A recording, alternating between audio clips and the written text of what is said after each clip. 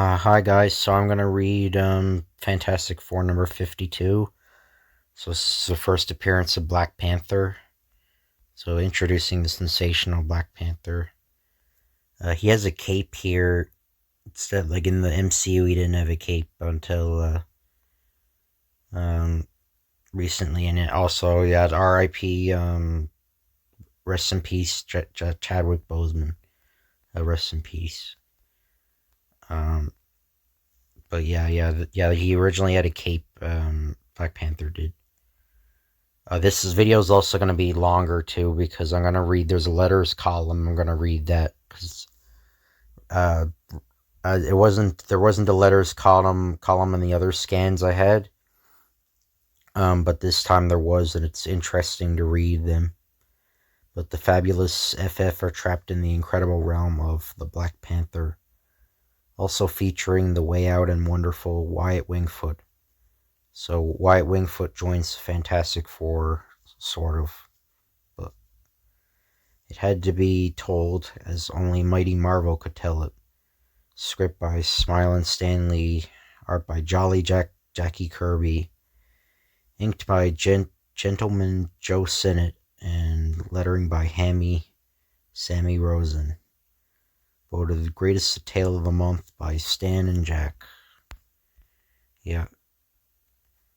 And when you or I go for a spin, pussy out, we hop into the old hot rod and take off.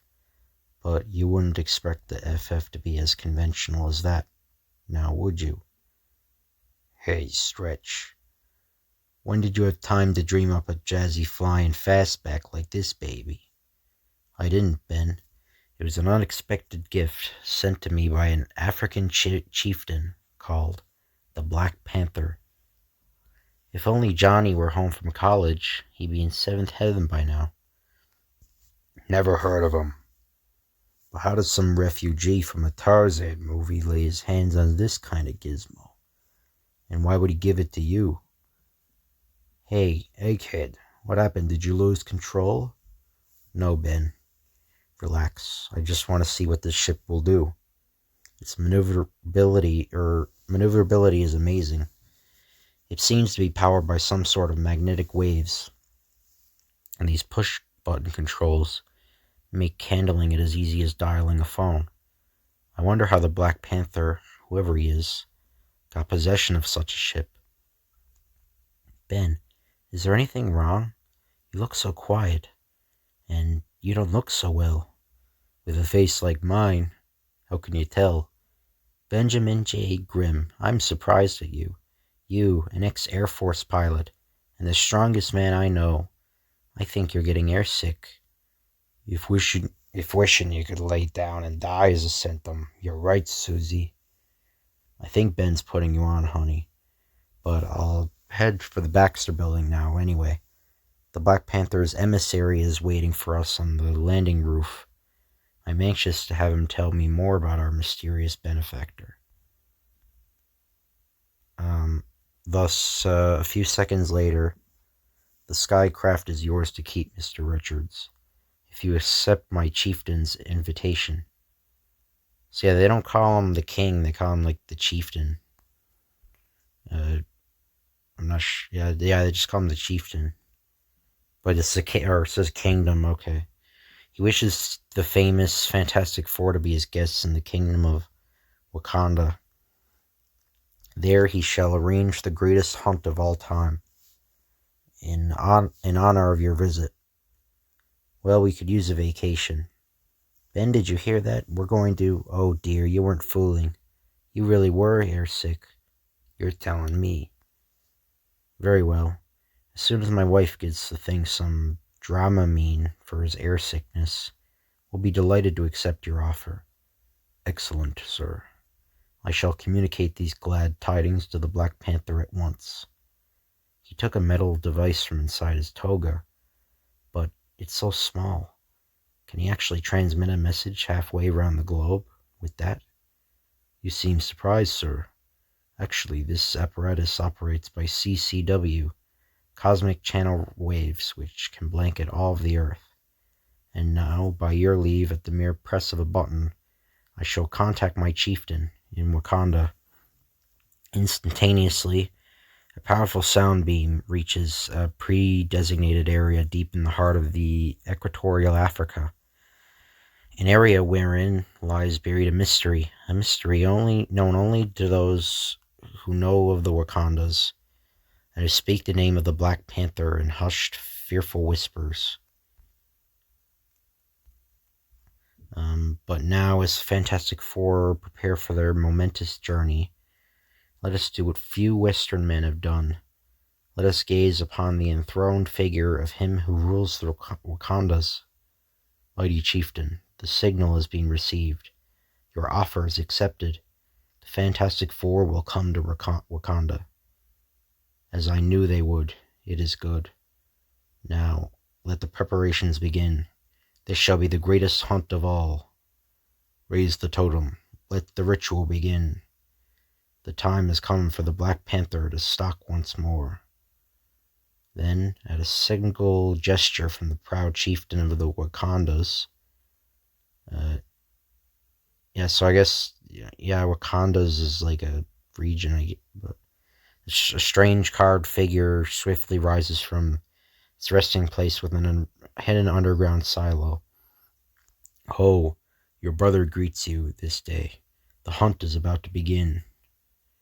So in this appearance, Black Panther in this very first comic, well, until the end, is sort of like treated as a villain, but it's revealed at the end he's not a villain. There's a reason he's doing all this. Because they become friends the next issue. But deftly pushing a series of delicate control buttons at the base of the gigantic feline figure, the powerfully built monarch exposes a bank of electrical computers, which he controls the myriad wonders of his mysterious jungle empire. All devices are fully operational, and so I remove my stocking costume for its carefully concealed compartment. That's a lot of alliteration there.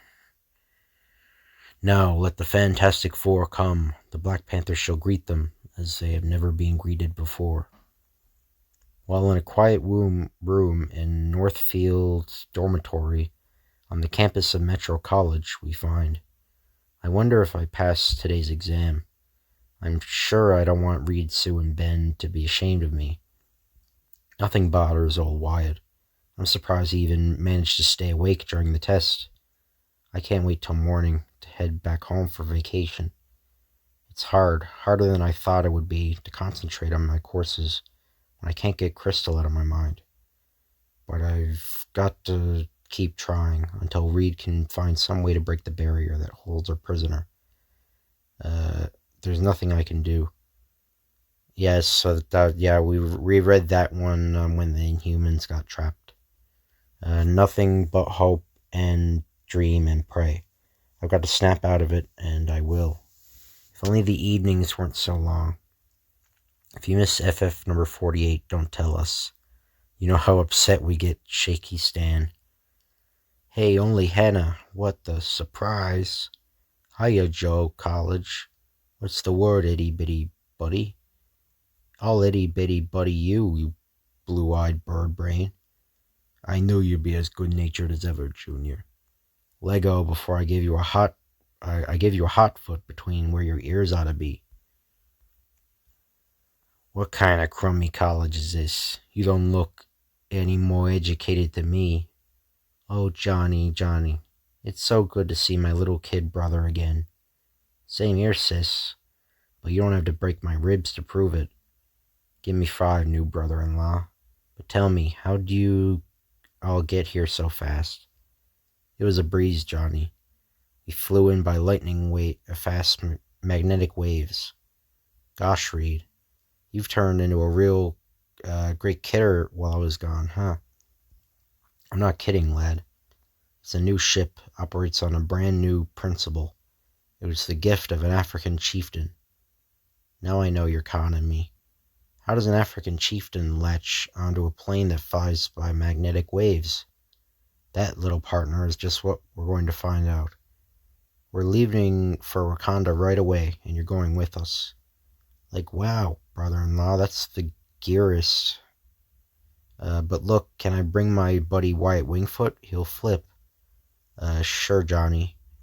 Any buddy of yours is a buddy of ours, Johnny boy. One thing good about him, any guy who can sleep like that ain't gonna keeping us awake by jawing all night. Hey, kid, he's alive, ain't he?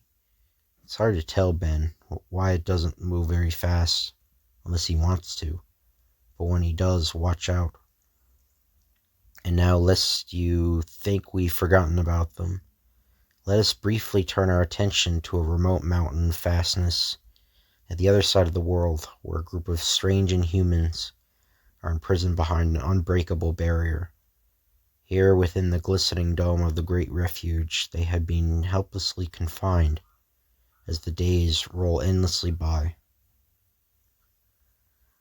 But though their plight seems truly hopeless, they refuse to despair. You waste your time, Karnak. Even your power cannot shatter a negative zone. It could, Gorgon, if I could only find the one weak spot. So yeah, Karnak's power is that he can find the weak spot in anything and like exploit it. I think that's his superpower. He's sort of like a martial artist.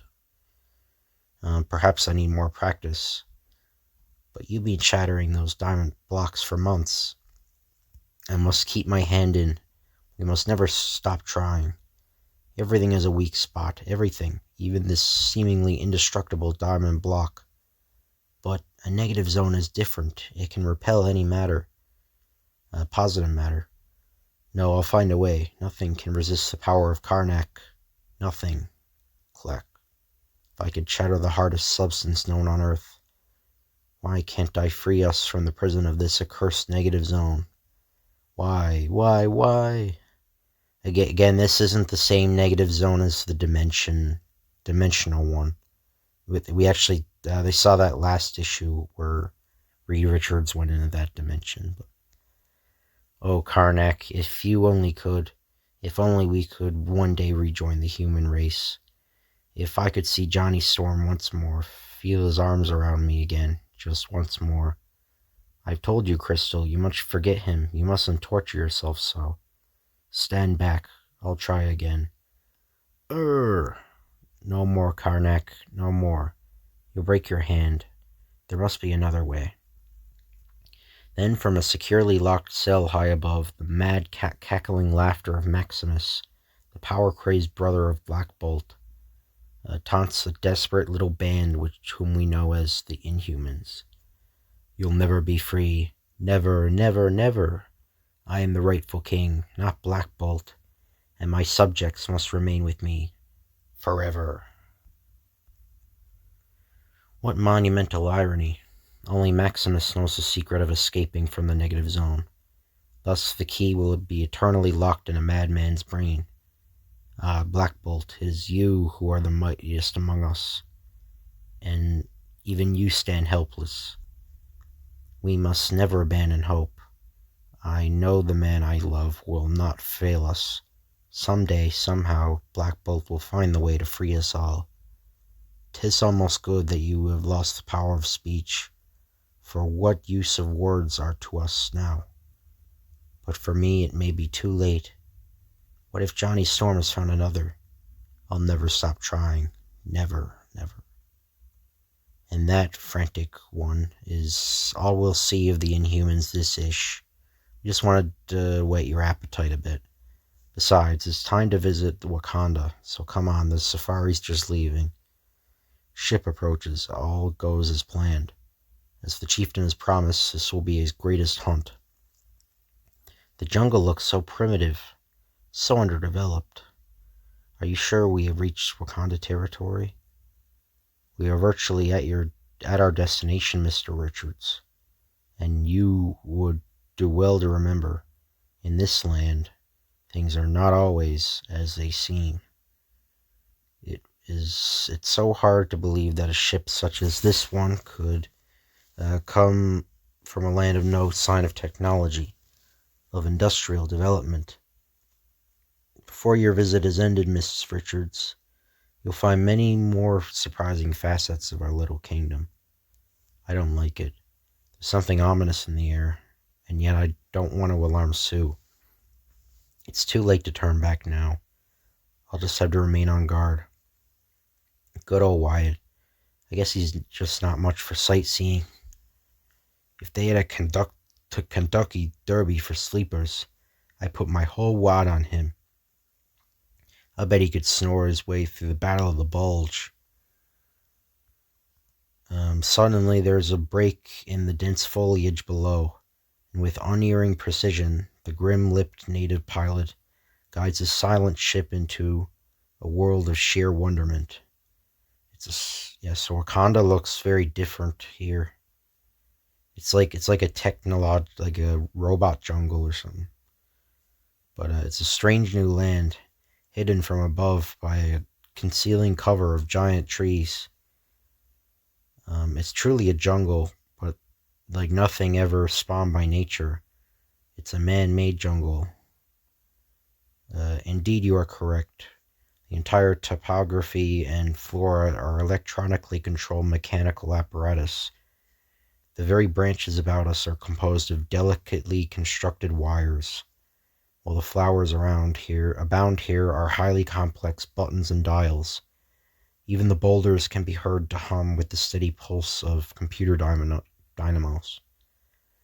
Then no sooner does the amazing ship come to a vibrationless halt than our guide, he's gone.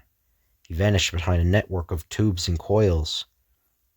Stay together, all of you. Whoever created this electronic nightmare has kept it a secret for some deadly reason. Phooey.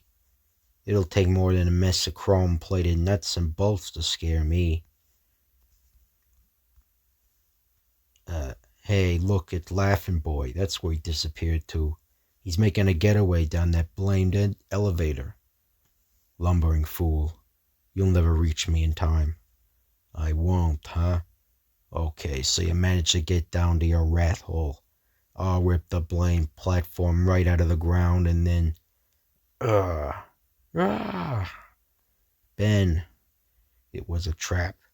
Some kind of electric shock waiting for whoever touched that metal. But what'd it do to me? I'm as weak as a blamed Yancey Streeter. Easy, big fella, easy. Lean on me, Ben. I'll help you. You waste your time, Johnny Storm. Nothing can help any of you now. Those electric volts have caused a chain reaction in his blood cells which will weaken him for... Those electric volts have caused a chain reaction in his blood cells which will weaken him for 5 minutes. And that is all the same that the Black Panther... that is all the time the Black Panther shall need. 'Twas I who invited you for the hunt. But I neglected to tell you one thing. It is you who shall be hunted. Mister, if this is your idea of a joke, you may have noticed we're not laughing. He ducked under my blow with the ease of the beast for which he's named. Wingfoot, stay back. This isn't your fight. I wouldn't bet on that, Mr. Richards. Hold it, Wyatt. When Mr. Fantastic barks an order, that's it, pal. Anyway, this kind of thing's more in line of the Human Torch. Flame on. Your fiery attack does not impress the Black Panther. Let us see whether your blazing power can match my feline agility. Wow, he's not kidding. He's as nimble as a two-legged cat. Ha, you reacted just as I knew you would, plunging headlong into the fireproof trap I have so carefully prepared. Uh-oh, Johnny boy, what have you blundered into this time? An asbestos door automatically locked behind me, can't get out. Vacuum blasts, putting out my flame, weakening me. No defense against them. Asbestos causes cancer. There's a villain's Human Torch fought called Asbestos Man. They made a joke later on, and obviously they didn't know back then asbestos caused cancer, but they made a joke that Asbestos Man had cancer. But yeah, I'll read that comic one day. Two mighty members of the famed Fantastic Four defeated in as many minutes by the Black Panther. Now to lower your trap into the ground, while I complete my newest and greatest hunt. My prey learns quickly. They have elected to stop and plan before plunging witlessly into another foolhardy attack. This is good. A victory too easily won is too soon forgotten. And, separated from their astounding antagonists by a vast, mind-staggering complex of infathomable electronic marvels, we find. He said I'd be weak for 5 minutes, but it's only been a couple of minutes and I feel like my old beautiful self again. Even the Black Panther didn't realize how truly strong you are, Ben. But don't launch any new attacks, old friend, until I give the word. What about Johnny? What happened to him? Beneath our feet, the hum of powerful generators giving off limitless energy. Ben, wait, what are you doing? Relax, Stretcho. I'm just testing my ever-loving strength. Don't do it, Mr. Grimm. Put that iron bar device down. Put it down. You gotta be kidding. The only guy who gives me orders is the guy can lick me, and there ain't no such animal. Look, sir, I'm not presuming to give orders to anyone, but it's patently obvious that superior intellect built this electronic jungle. Everything you touch might be a fatal booby trap. Use your head, Ben. Wingfoot is dead right. Our first job is to learn more about what we're up against. And I'm the one to do that for you, sir. The blood of my ancestors, the greatest scouts of all time, flows strong in my veins. We'll stay together here until you return, son. No wonder Johnny took a shine to that Joe. The kid's got what it takes. Sue, darling, don't worry about Johnny yet. The Panther is just toying with us now, taunting us. If only we could learn his motive. The odds seem so helpless. We're on his home ground, in a fight where he makes the rules, where he has planned everything beforehand. Sheesh.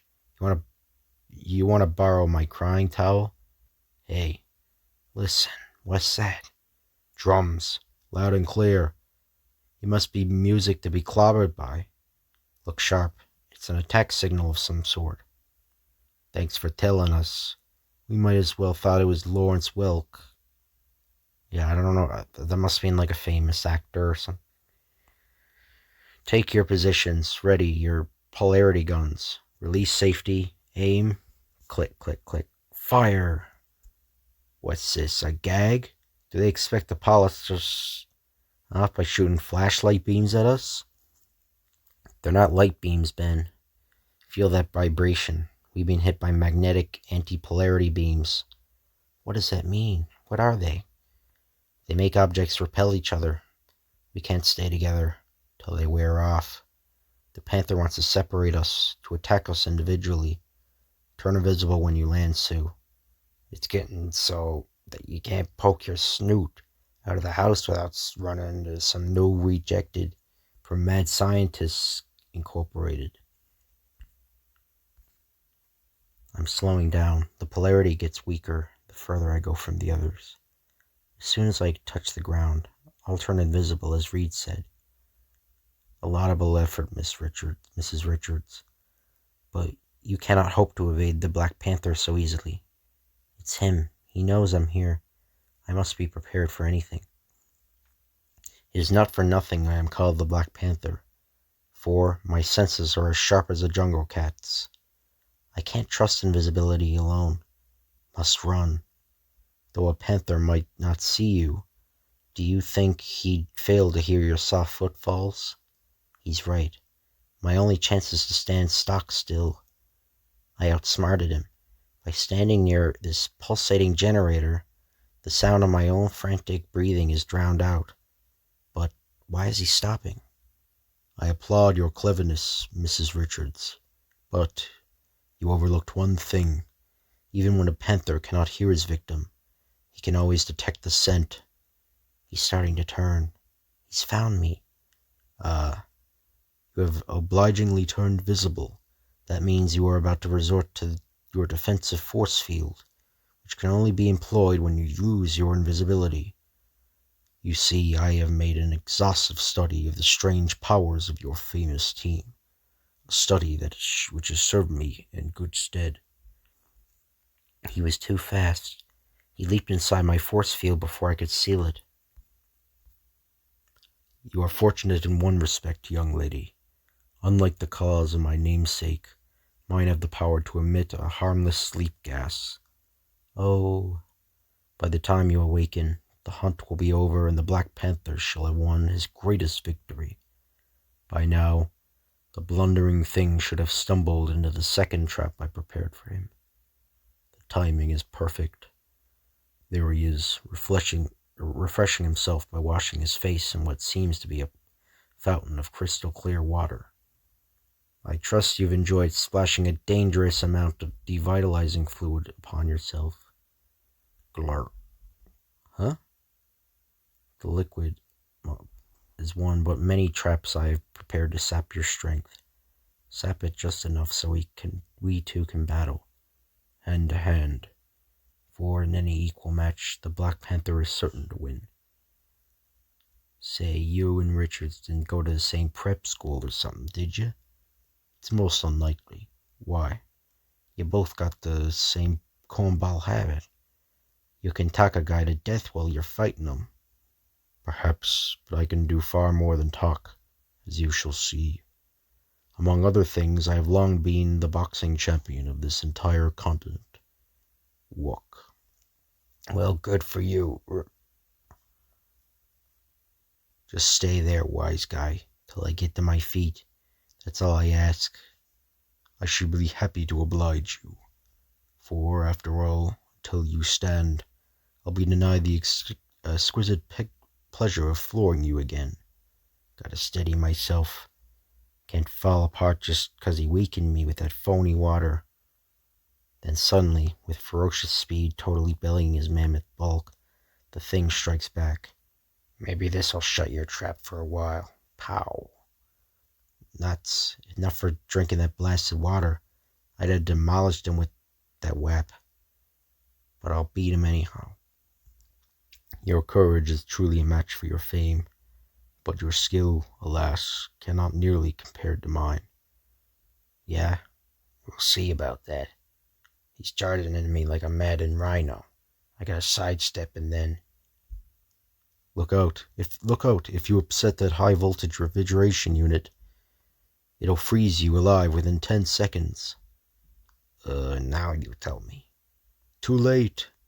You fortunate thing. Your massive strength was beginning to return again at the exact moment of impact. Thus you will survive the deep freeze that will take you a while to thaw out. And now for your leader, the one whom I consider the most dangerous foe of all. But even the fabulous Mr. Fantastic will be no match for me. Meanwhile, what of Wyatt Wingfoot? We thought you'd never ask. So, the edge of the real jungle, at last. But what's this? A hidden observation post. The Wakandas have been secretly monitoring the FF. Our chieftain must defeat only one more to achieve his goal of total victory. The Black Panther shall not fail. But then, with the stealthy silence of his proud red-skinned forebears, the Indian youth strikes. So that wouldn't be today, because that wouldn't be in comic anything today. But if I can cripple the Black Panther's communications, it may help the FF. Bam. Lucky for me, they weren't expecting an attack. Now, if they'll stay out long enough, they won't be able to spy on anyone else with these electronic scanners. And now, I'd better get back to the others while I still can. I gotta find them again and lead them out of this artificial jungle into the real one. So long as they're surrounded by all Black Panther's elaborate traps, the odds must be against them. But minutes later, as the courageous youth reaches his destination, I'm too late. They're gone. What? Wait, what's this? The ground. It feels warm. Is there some sort of dynamo beneath me? Or can it be? The intensity of the heat keeps varying. There can be only one explanation. It's the torch. He's trapped beneath me, and he's trying to signal to catch my attention. No matter what, I mustn't fail him. If you can keep track of where we leave everyone during this statico scene changes, you're better than we are, frantic one. Anyway, once I have bested you, Richards, the hunt will be ended. My wife, where is she? If you harmed her, she is safe enough. For now, I do not consider females to be fair game. He's poised to leap. If I can lasso him first, I can divine your purpose. But you will find that I am not so easily outmaneuvered. Click. He plunged the area into total darkness. I can't see. Remember, the Panther is one of the most deadly of cats, and unlike a mere human, the cat is never sightless in the dark. Ugh. Mr. Fantastic, leader of the Fantastic Four, helpless before the power of the Black Panther, my hour of triumph at last. But, although unable to see his taunting foe, the valiant Reed Richards continues to struggle, to fight back, to lash out in a desperate, raging fury. You haven't won yet, Panther. Not while I have one breath of life left. I have to dodge his arms for another few seconds. So sorry about that. Here I am, Richards. Here I am. If you want me, just reach out. I'm waiting for you. He's deliberately goading me, trying to trick me in some way. But I must keep groping for him. I must get him somehow. I don't know what your motive for any of this is, but as you'll learn, as so many have learned before you, that nobody attacks the Fantastic Four, not without paying for that privilege and paying in full. Click. He switched the lights back on. I can see again. I knew your groping hands would eventually find their way into my specially prepared titanium cuffs. Track. And so the tableau ends. The hunt is over. The Black Panther has won. Not yet, you haven't, Masked Man. Who said that? Why not take a wild guess? The Human Torch. You're free again. But how? You mean there's something you don't know? Let me burn those nutty cuffs off you, brother-in-law. Now that my swinging strength's back, I just want one good poke at him. You've all been liberated from my traps. It cannot be. I'll keep him busy with the bobbing force field, darling. We should have warned you, Panther. The FF doesn't make a habit of losing. You can release your force field now, Sue. He's lost the element of surprise, and without that, he's no match for us. Come on, take a swing at me. You want me to get frustrated? How? How did you do it? I must know. Surrender, Panther. It's the only choice left to you. It was old Wyatt. He freed me, and I freed the others. You took every precaution against the greatest superpowered team in the world, but you overlooked one factor. Sometimes a man with no superpowers can tip the scales for or against you. Order your men back, Panther. I don't want to hurt any of them. Then, minutes later, after the mighty masked jungle mystery man has accepted the startling turn of fate, what happens to him now? He promised not to launch any new attack against us. We can all stand back now. A man such as Black Panther does not give his word lightly, nor does he dishonor it once given. But I think you might remove your mask now and tell us what this is all about. I shall do as you say. My mask is not a concealment, but rather a symbol of my Panther power. Now that the hunt is over, the game is ended, I shall offer you the explanation, for you have earned it indeed. I am, as you see, hereditary chieftain of the Wakandas, and perhaps the richest man in all the world. But it was not always so. My tale is one of tragedy and deadly revenge. So next issue, the reason why he did that. So yeah, we'll read that eventually. The next one I'll read, it'll be Action Comics number 5, I think. That's the next one I'll read. But yeah, so this is gonna take a while. I'm gonna read all the fan mail that they sent back in 1966, I guess. Who's the wise guys that's holding out? The I think it's the Merry Marvel Marching Society. That's what it's called. MMMS. Still wants you.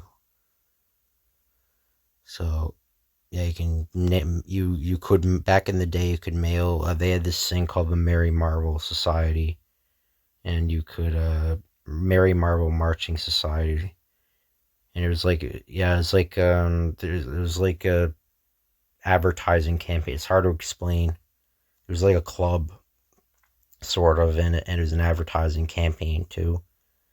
It was to get Marvel connected with their readers, and that was one of the reasons Marvel succeeded, because they were very good at connecting with readers. So this is a Fantastic Four fan page. So, dear Stan and Jack, the Marvel Comic Company has exceeded all past, present, and future comic organizations. I believe you have the greatest staff in all the comic world today. In my opinion, the Fantastic Four is your best mag and lives up to the name as the world's greatest magazine. I think it is disgraceful, though, about your subscription prices. Jesus Christ. Yeah. Yeah. Yeah. The reason because, I mean, back then, that's like, compared to now, that's like really cheap. $1.75. Yeah, $1. Yeah. Nowadays, a subscription would be like $15 or something. 20. But do you think money grows on trees or something? You just take 10, the normal number of comics, times that tidy sum. What do you get? I don't know what you get, but I get $17.50. I demand it to be changed before we Marvel readers do something drastic. Next, the Inhumans. How could you do such a thing? It is horrible what you idiots have done to the Inhumans. What is the meaning of the separation between Johnny and Crystal? Also, it is ridiculous that you never told us how Black Bolt lost his voice. Eventually they do. I don't know when they explain that, but I do know it was because of the Terrigen Mists. I'm not sure if they introduced the Terrigen Mists at this point, because I gotta reread that for the channel eventually. I gotta reread the first like 48 or so issues, because I skipped over them, went straight for Galactus. Because I wanted to see the Silver Surfer. I wanted to read that. I'm asking you to please answer this letter seriously and not with a joke as you usually do. Philip Pearson, Box 95, Kendrick, Ohio. See, I hope some of these guys are still alive. They're probably very young. So don't worry, Phil. After the devastating things you said about us, who can joke? Unfortunately, our subscription department says they can't alter the prices for reasons which we don't understand any more than you do. But we'd really prefer you to buy our mags in the newsstands anyway. It gets you out in the fresh air more often that way, and we want to keep you Marvelites as healthy as possible. As for Johnny and Chris, don't worry. Or Chris, yeah, Chris. Oh, okay. They won't be separated forever, and yeah, you will tell how Black Bolt lost his voice sooner or later. In fact, we're kicking around a few ideas from that very subject right now. That's it, Tiger. See, Mary Jane must have been introduced around this time.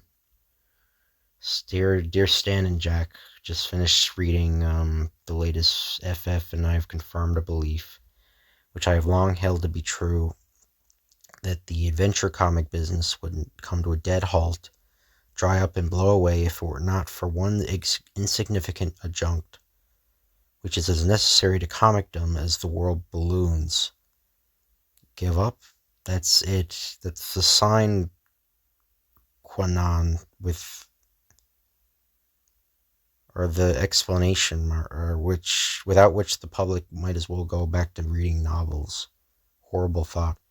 Do you realize there's more exclamation marks in the above issue, 473, than there are in Madame Bovary, the Bible, and War and Peace put together?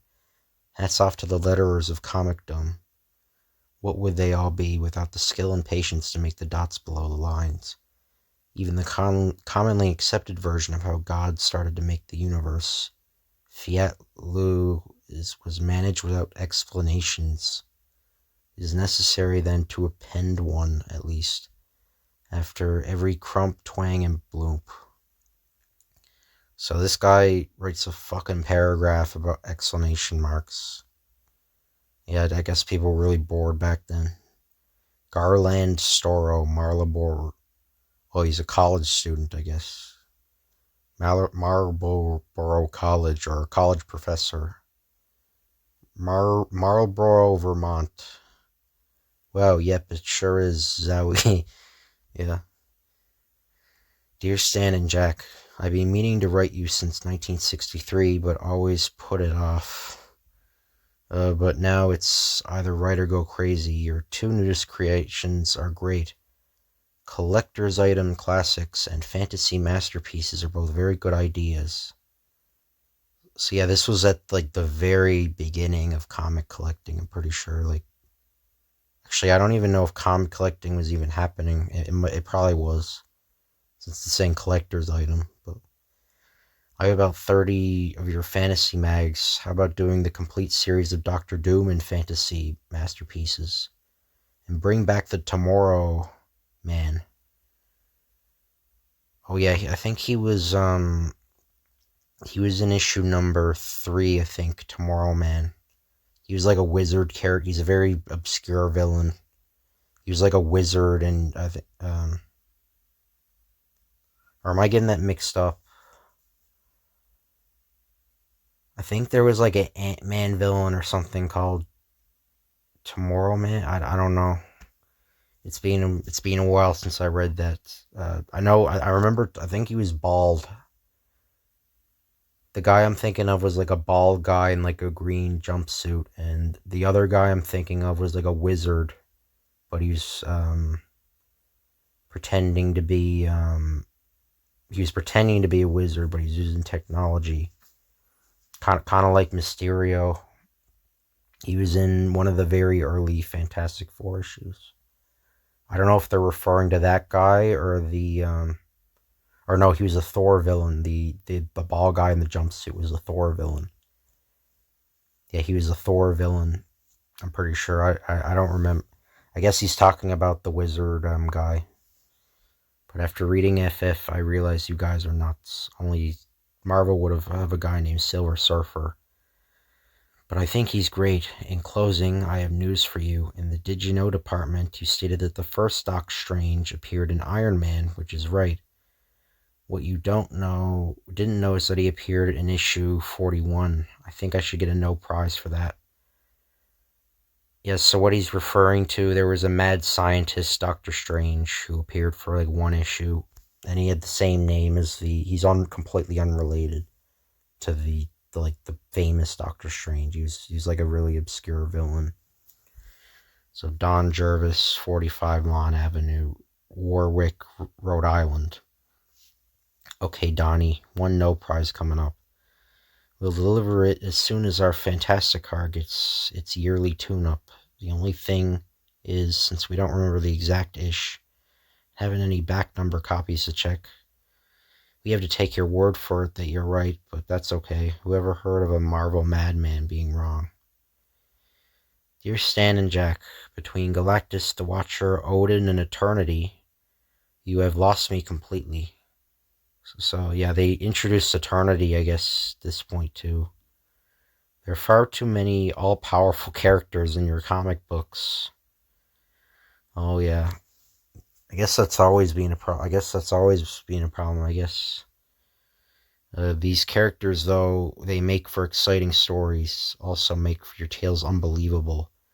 This is fine if a reader only buys one or two of your titles, but as a fan who buys almost every comic you produce, excluding Millie the Model and Rawhide Kid, yeah, those are like F tier characters. Yeah, Millie the Model was a girl character, like I don't know, it's kind of like Archie. And Rawhide Kid was a Western character.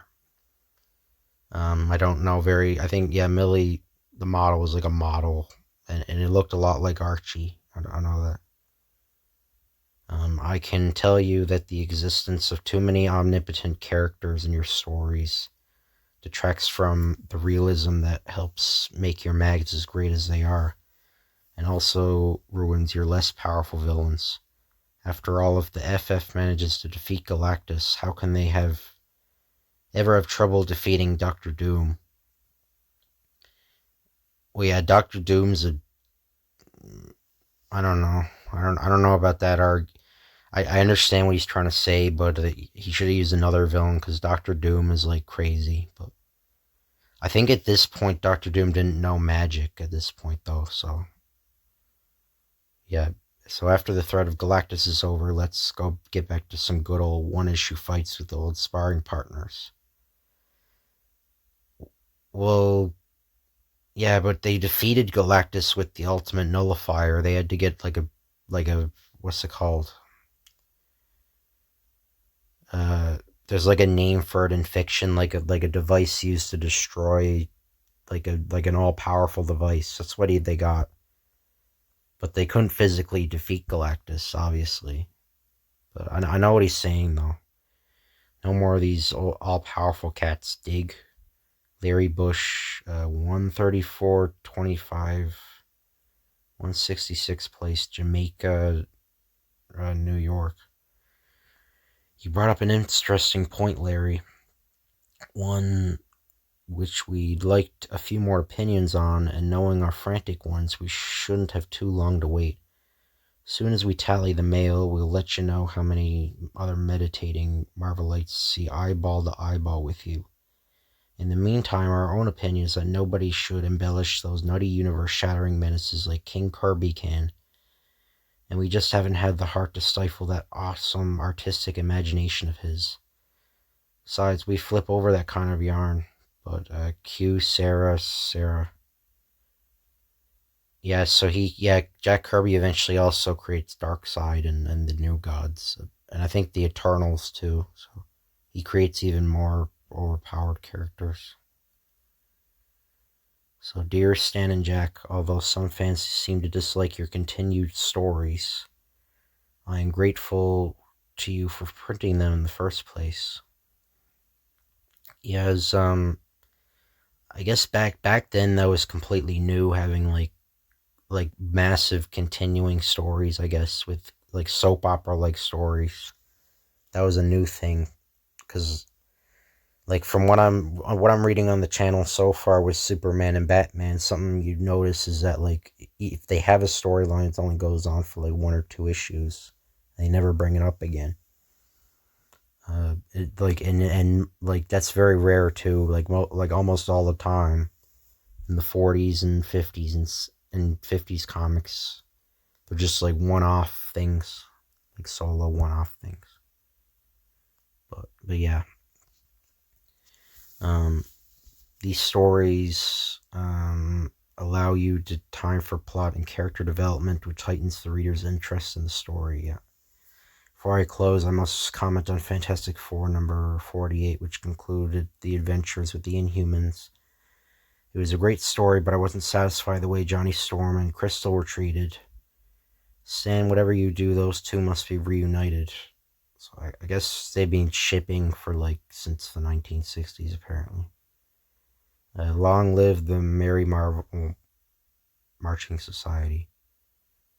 J.W. Goodwin Jr., 2426 Belvedere, Wilmington, North Carolina. Something with Americans I don't understand, like their name, like their I don't think they do it anymore, but like back in the day they used to put like LW or LM or something, like they used to. I guess they do it in Canada and where I live too. Well, not where I live, but in parts of where I live, they do that. But um, yeah, I find it strange because they don't use like their actual name. Like yeah, it's I don't know. Amen, JW. And as we told Phil Pearson elsewhere on this page, if you think we've forgotten about cuddly Chris, don't believe it. We don't know where, when, or even how, but in the name of Ben's Aunt Petunia, we pledge that Johnny and Krista will meet again. Unfortunately, we don't know whether it will be a happy or a tragic meeting. Not that we'd give it away if we did know, but bear with us and we'll find out together. So this artwork of the thing. Dear Stan and Jack, three of us here at Harvard College have recently been overwhelmed by the astounding brilliance of the Hulk and his cohorts. As for the fantastic, so yeah, Hulk was in Tales to Astonish at that time. He's being published. His solo title had ended a long time before that. As for Fantastic Four, no words can express our awesome admiration at the amazing adventures. The three of us do a weekly rock and roll show on the campus radio station WHRC, in a glorious attempt to add more prestige to our weekly performance and to appeal to more cultured denizens of the college community. We have usurped the titles of our three favorite Marvel characters, the Hulk, the Human Torch, and Doctor Doom. Local consensus of opinion indicates that our show is definitely clobbering time. I wonder if there's any recordings of that show, like archived or anything. There probably is. We praise and applaud the persistently powerful personality portraits, yeah, which you potently promulgate in your perennial pandemonious paper. We pose a puzzler, however, which accounts for the gratuitous, garish greenness of the Hulk. Nuff said, flame on. Dave Torch White, John Hulk Stewart, Vernon Doom Haskell. Haverford College, Haverford, Penna, I guess this is Pennsylvania. So you want to know why the incredible iconoclastic I can't Rampager is green, eh? The answer happens to be simplicity itself, lads. Think how silly he'd look if his skin were purple. Yeah, Hulk was originally gray. A lot of people, because they changed him to green because they didn't have enough gray coloring. But only in his first issue, Hulk was gray. Dear Stan and Jack, I just read Fantastic Four number 49. Excellent as usual. The Fantastic Four have come a long way. They left the world of comics and entered the world of pure fantasy, and I must say I love it. Ever since the Frightful Four incident, that storyline started. Yeah, I haven't talked about the Frightful Four yet. They were kind of important. They were a long story. I think actually one of the future issues has some of the Frightful Four, or the ones closest to what I'm reading are gonna probably have the Frightful Four. Because I'm not gonna read, or unless you guys want me to read every single Fantastic Four comic, I probably can. And the Inhumans, who must have their own mag, yeah, that will happen eventually. On down to Galactus, the Fantastic Four pioneered the world of science fiction. Like all your new unique creations, they have a technique all their own and is unexcelled in the field of comic books or in any form of literature. You may or not realize it, but in my unabashed opinion, you have created a team of superheroes so different that they are the world's greatest science fiction creations, and I commend you, Stan, and you, Jack, for creating them. Eugene Beringer, 508 Eleanor, Toledo, Ohio. We're sorry that your natural reticence has inhibited you somewhat so that you weren't able to be as effusive in your praise as you might have otherwise have been. Gene, but we got the message anyway, pal. Thanks a heap.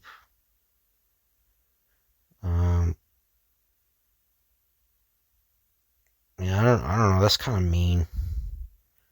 I mean, yeah, that guy just wrote a whole paragraph saying how good you are, and you're saying that shit to him. Anyway, dear Stan and Jack, I was just sitting here at my desk, and I thought I'd take a break from reading my FF mag by writing you a letter. Mainly, I wanted to say that I go ape over your use of photographs. Yeah, that was a new thing too. They used, and they haven't really done that too much again because it was 1960s, right? It was a very strange time. But two other things. For the first time in number 48, one of your heroes needed a shave, and the Silver Surfer is a corny name. Yeah, I mentioned Mr. Fantastic had a beard. Yeah, I said that like whenever a man went through like weird like really draining things, like psychologically draining back in the 50s and 60s, they give him like a little beard, like after, like not a full beard, but like a, I don't know, like a half beard or whatever. 5 o'clock shadow, yeah. In some of your comics, I think you've seen the full page pictures. I like these very much, but I was wondering if you could make pictures the full length of the mag. Get what I mean? That way the action pictures would be twice as good. Say, I dig your fantasy masterpieces magazine. That fable of old photo of old Stan gave me an idea. Since this magazine shows the early work of your artists, how about having a photo of one of these guys on every ish telling about the stories? I don't know if there's a scan of fantasy masterpiece. I've never heard of it, but yeah. So this video is gonna be very long. This video will probably be like an hour. But Doug Nickel, 43 Rainbow Drive, Humboldt, Iowa. Good idea, Doug, but we can't do it every ish, or we'll run out of photos before you can say Yancey Street. However, we'll do it once in a while, shooting for the elements of surprise as usual. You know, it's a funny thing, about half a dozen Lilton letters so far have also referenced to the Silver Surfer as a corny name. It was an awesome name.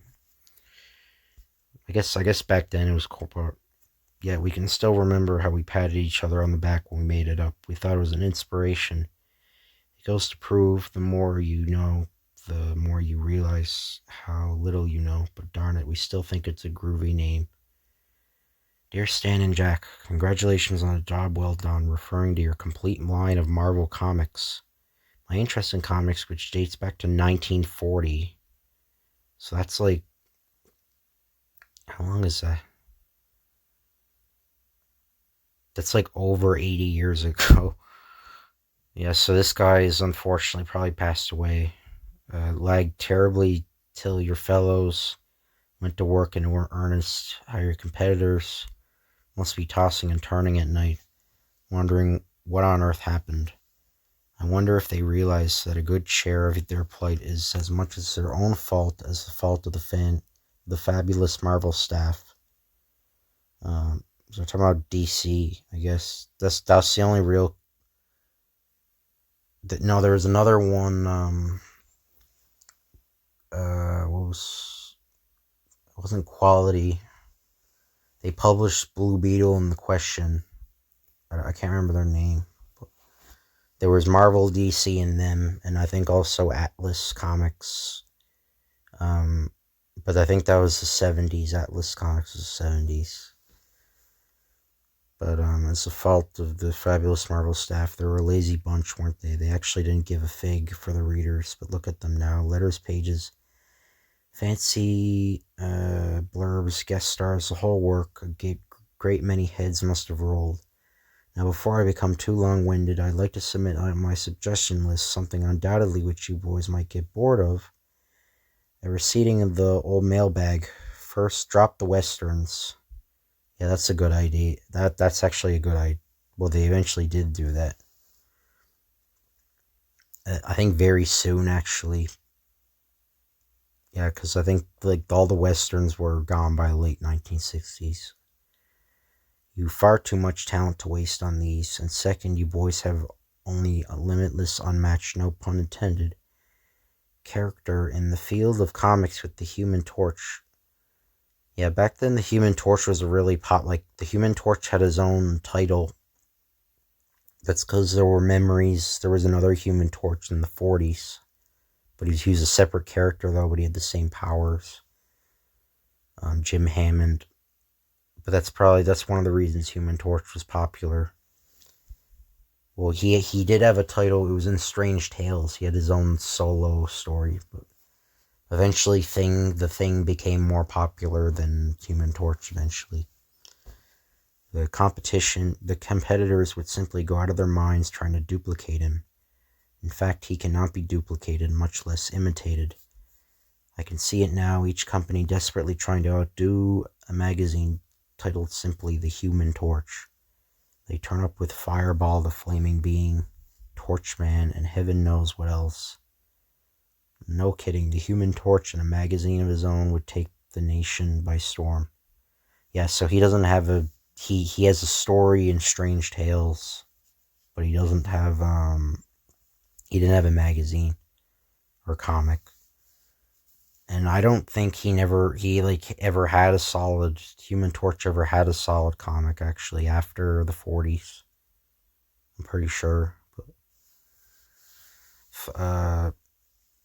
Third, you dazzle your readers and gain a few thousand in bargain if you'd have a war between Submariner and Human Torch. Yeah, that was like a thing in the 40s. Human Torch and Namor used to fight each other. And yeah, Submariner was Namor. That's the same person, but conflict between these two is too much of a natural to be discarded. Don't you agree? Lastly, it constantly amazes me to watch Captain America sail along with no change in uniform. I suspicion that you have a sentimental attachment to Cap. Yeah, I don't think that's not a good idea to change. Yeah, because it would have looked terrible if you changed his uniform. It would looked really tacky, especially in the 60s. Yeah, so it's a good thing they actually kept his uniform. Well, largely they kept it. They got rid of the ears by the 2010s, 2000s. They got rid of the ears and they made it a lot more armored. But you fellows deserve many compliments, and I observe your letters pages. You're getting quite a few. Keep up the marvelous work. Donald J. Brown, 1407 Alexander, Colorado Springs, Colorado. Thanks, Don. You swell our heads, inflated our egos, and given us eye strain. So the least we can do is tell you we think Human Torch would be a great mag, and that we ever get the time. Who knows? But till then, we do have a dozen or so other titles that we're still pushing, and it would make us the least bit angry if you buy them by the carload. See ya. Next ish, Mighty Marvel does it again. You'll thrill to the origin of the Black Panther and meet the astounding Mr. Claw. So instead of Claw, it's Mr. Claw. You'll cheer the spectacle and surprises from Stan and Jack that are imaginative best, and you'll be able to smile with satisfaction in years to come when they ask if you were part of the magnificent, magical Marvel age of comics. So don't miss the eerie excitement that awaits you in FF number 53. It's merely the greatest. Enough said. Yeah, Jesus Christ. That was a lot of reading, but yeah, I hope next issue they don't have like another letters column scan, but Anyway, yeah, the next time I'm doing Action Comics number 5, I think. And I'm going to do that tomorrow because it's getting late now. But I hope you guys enjoy this video. Like, comment, subscribe. If you want me to read a comic, just say down below, and I'll see you guys later.